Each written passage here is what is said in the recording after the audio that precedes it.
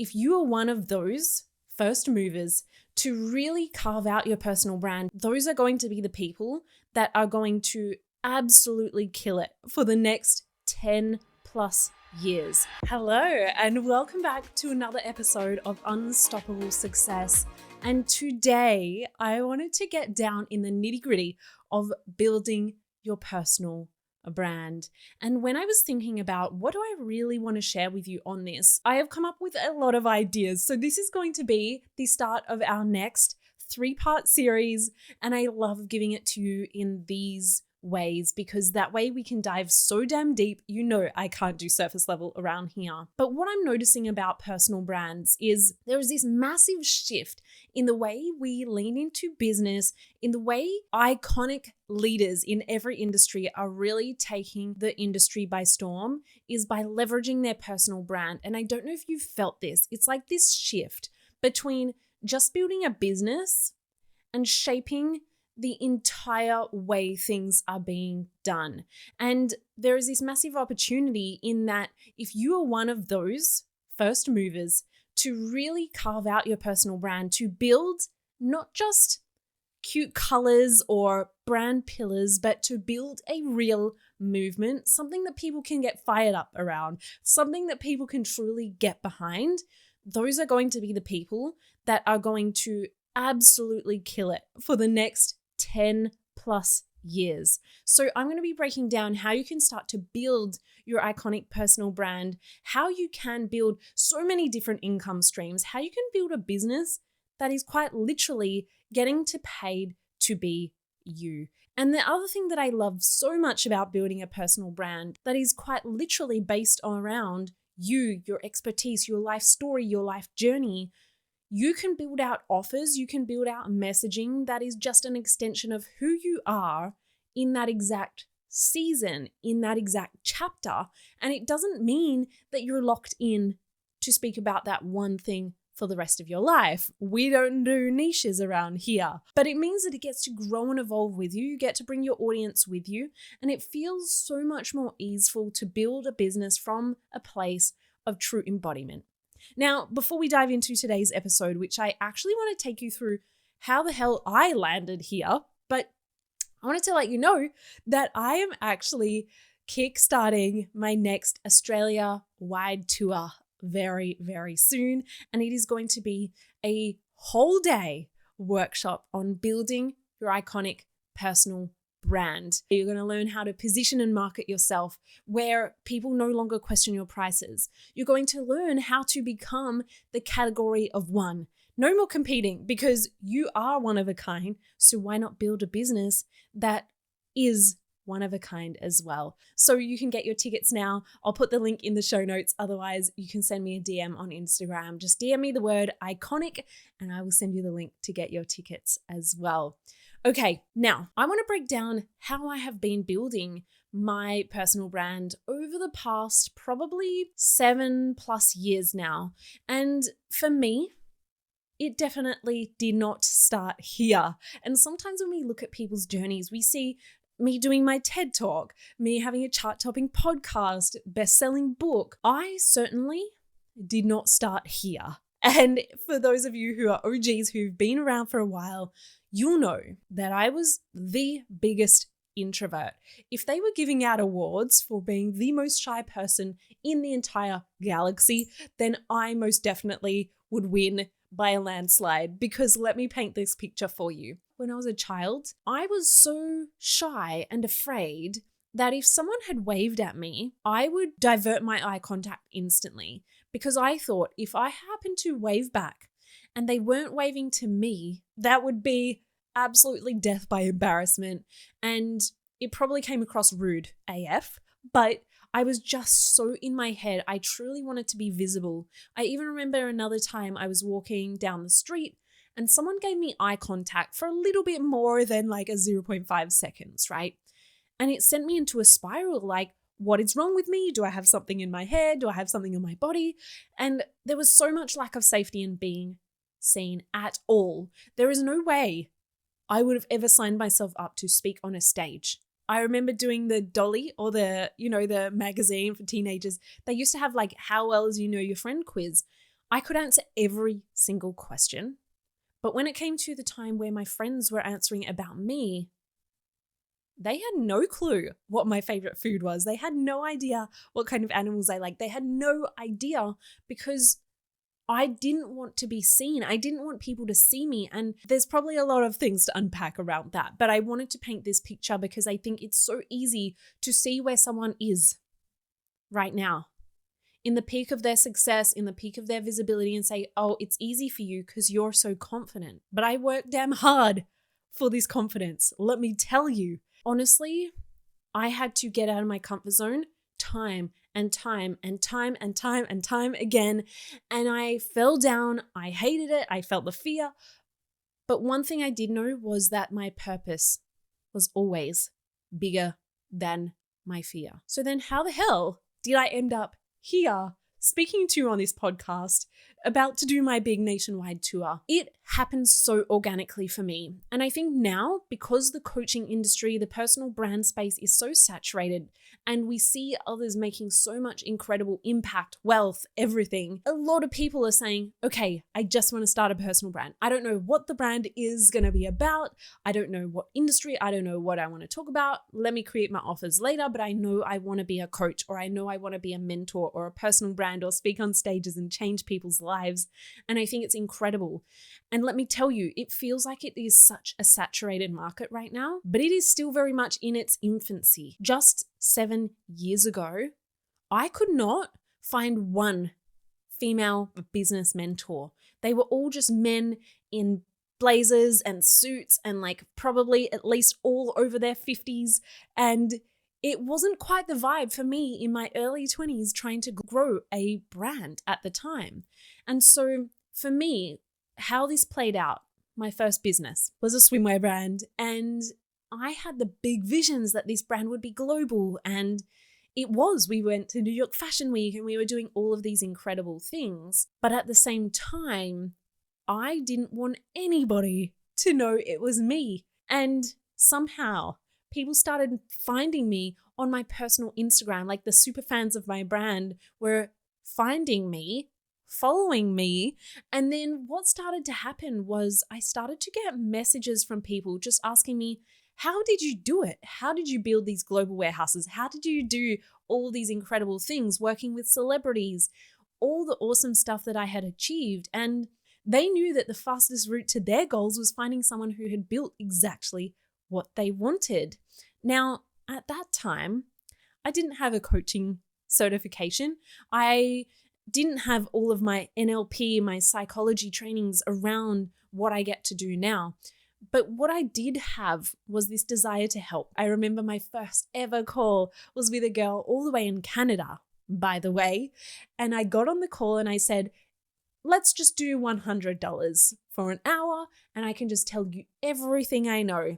And in that hour, I don't think she said one word. I was just word vomiting every piece of information that I could to try and download it to her brain. And that was the call. Now, this is where I think a lot of coaches or mentors or personal brands go wrong. We think, let me give you as much as I can, overload you with information, charge super low, and now I've changed your life. But that's not actually how we create real change.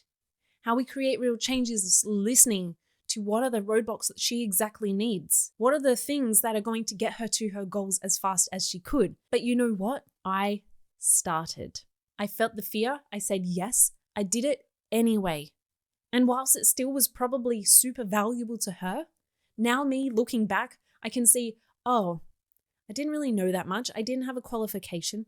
I'd actually built businesses, so I was qualified to tell her how I did it. But really, if I look back, I could have easily said, why me? Go and seek someone else out who's got way more experience than me, right? But this is where a lot of people hold themselves back. They're waiting until someone gives them permission.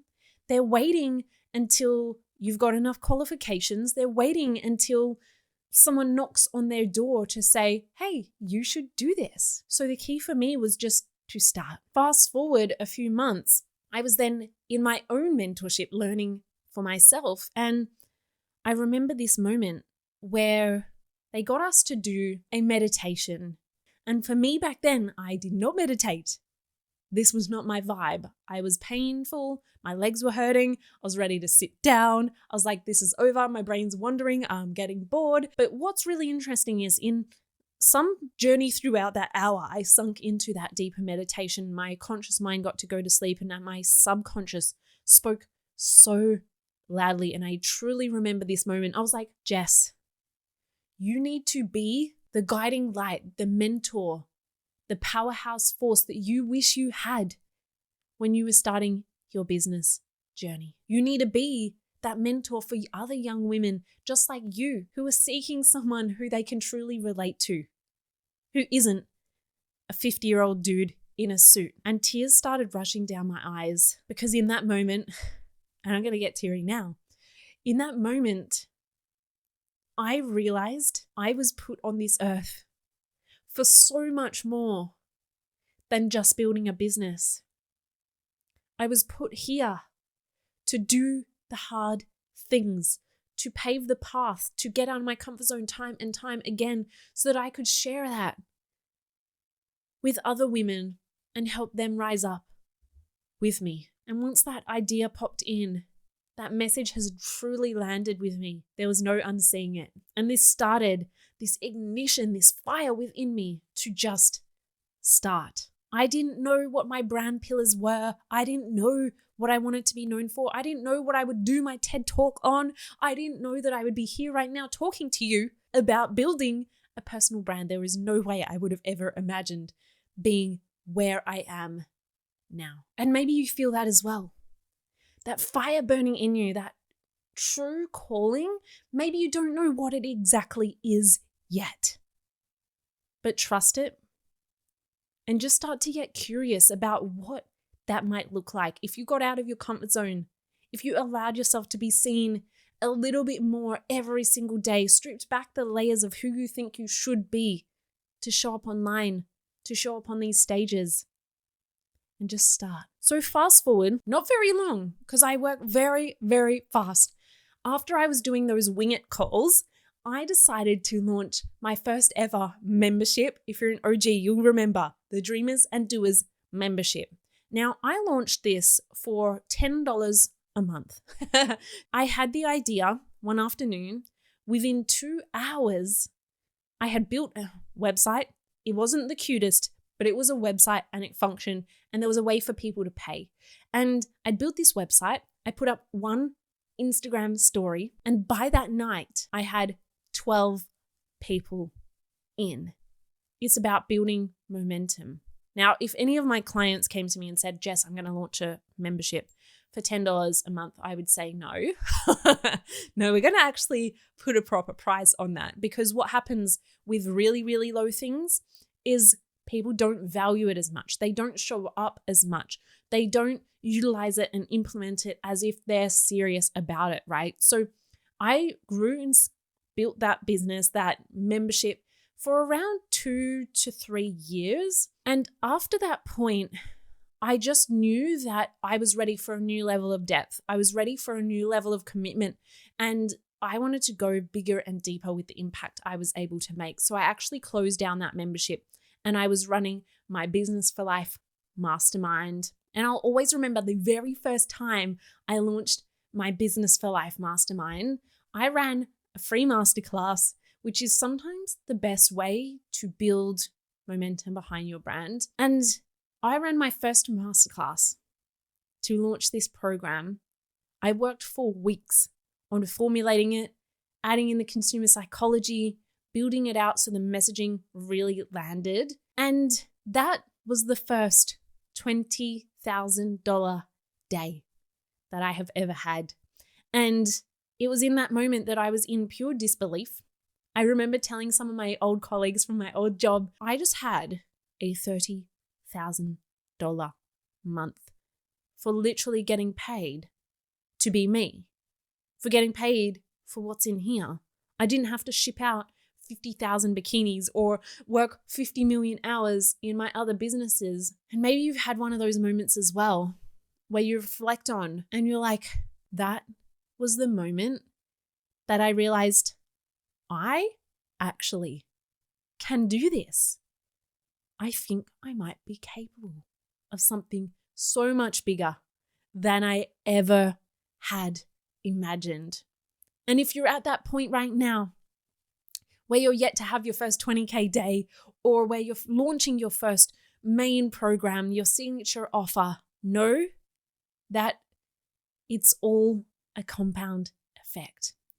Because $20,000, I could have looked at that and said, that's not $1 million yet. I feel deflated because it wasn't as high as I'd wanted. But this is something that I always teach my clients. If you want to build $1 million personal brand, something bigger than you ever imagined, it starts with one person, and that person is you. And then maybe you impact one other person. Now that's 2 people's lives you've changed. And then maybe they tell a friend, and that's 3 people. Maybe that's $20,000, then it's $30,000. Every single dollar, I want you to show so much gratitude, so much love, so much appreciation for every single client, for every single follower that you have, for every single piece, 20 cents, 10 cents, no matter what, however much money is flowing into you right now. If we can't be grateful for that, we're not going to feel any better or more worthy when we hit the millions. So that is my first biggest tip for you, is if you want to build something so much bigger, know that it is a compound effect. And sometimes things take time, but it's not about getting discouraged about the lack of results so far. It's about knowing that those results, those lack of results that you've built, are part of the bigger vision. This is the most powerful mindset shift we can have, because that is what's going to keep you motivated. That is what's going to keep you showing up. And we know what we focus on expands. If we're focusing on, I don't have enough clients, I don't have enough money, then what are we going to get?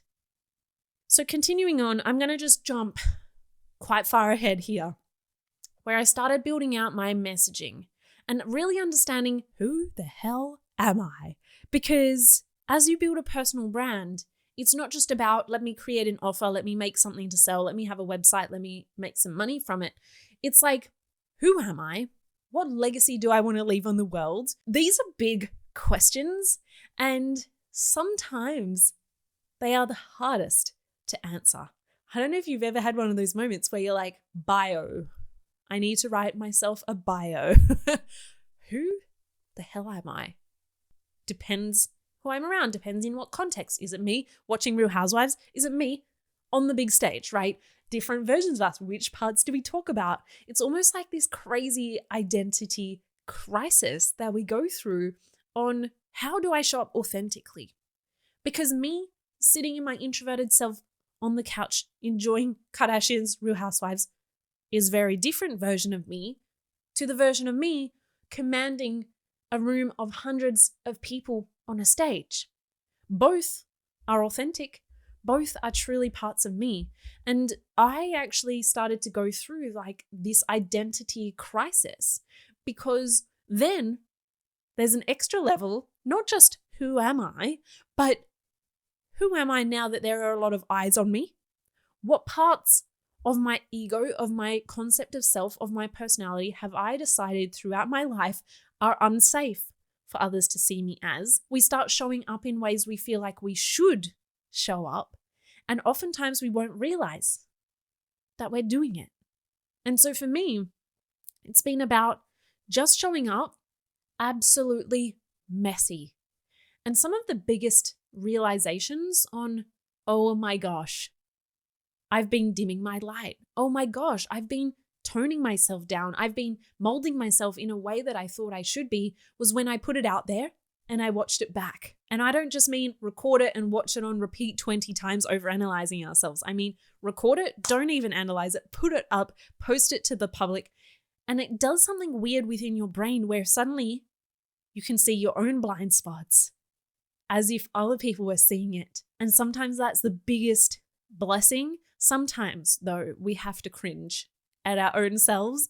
But I think that's the beauty and the fun, because when you are 5 years down the track, you'll be able to go back and laugh at the videos that you once did. You'll be able to use them as great content. So I would say, do it for your future self. Be cringe now so that you can use it as a throwback, as a little funny moment when you are 5 years down the track. But it's like really big awakening of, who am I? What impact do I want to leave on the world? Because once you realize that you have the power to change not just one person's life, but hundreds of, if not thousands, globally change your entire industry, the responsibility that comes with holding someone's life in your hands, being able to say one sentence that changes someone's trajectory forever. That's a whole lot of responsibility. But we go out here and we say, oh, I want a personal brand, right? I want to change the world. I want to be on the stage. I want to be that person. But it's this internal dialogue. It's this internal safety system that says, over-edit everything you say. Let's make sure that no one could see you as arrogant. No one could see you as bragging. No one could see you as a bitch. So you better not be too direct. You also better not be too funny or ditzy or sexy or loud or quiet or whatever, or boring. Like, all of these things play out. And one of the biggest thing for me was my shadows around arrogance and shining too bright. And I actually want to dive more into that and the things that nobody is talking about when it comes to a personal brand on the next episode. And there's a whole bunch of stuff I want to unpack there. But if we're thinking about, who do I want to be? Who am I at my core? What impact do I want to leave on the world? What messaging is the right messaging? It comes back to that messy action and refining as you go, because things that I believed 5 years ago have evolved. The messaging that I want to put out into the world has evolved, and that's okay. I think we almost make ourselves wrong for saying something and then changing our mind later down the track. But isn't that the beautiful part, that we can bring our audience with us on the journey? We can say, hey, I once believed this, but here's why I don't believe it anymore. Here's why I've changed my perspective on this. You get to evolve, you get to change. And that is the best part of building a personal brand. It was an evolution, which all started by getting out of my comfort zone and taking messy action towards this internal fire that I knew I had burning within me. Because now I would quite easily do a podcast interview without practicing, go and speak on a stage, being able to pull from my wisdom, formulate it into a keynote in the moment. But I never would have got there if I didn't take each step at a time. And now I'm running a multi-million-dollar personal brand that is only just scratching the surface of what I know is possible.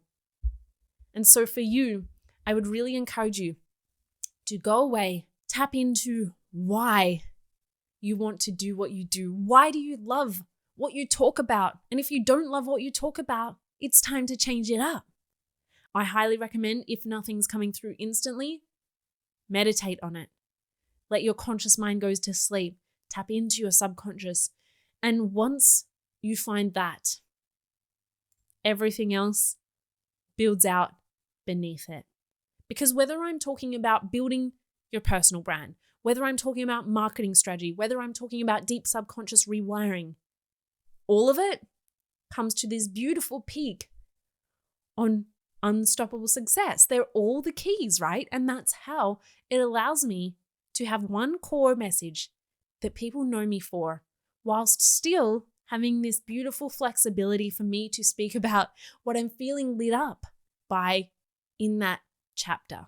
So if you're ready to do your soul's work, earn more money than you ever have before, and have it literally feel like getting paid to be you, then this is time to ignite your iconic personal brand era. Because like I said, now is the time. So I hope this has really landed. I wanted to just unpack a little bit of my journey to get here. But on the next episode, I'm actually going to be going way deeper. I've got to prepare myself for the next episode because I want to really take you through the things that no one talks about with starting a personal brand, why I choose to persevere anyway, and how you can feel less alone, and how I can share my messages around how I deal with things like haters, judgment, even just judgment from ourselves. Because being visible is a whole new level of business and self-development. Thank you for hanging out with me, and I'll see you on the next episode. Make sure you like, subscribe, follow along, and there'll be a whole lot more to come. Bye.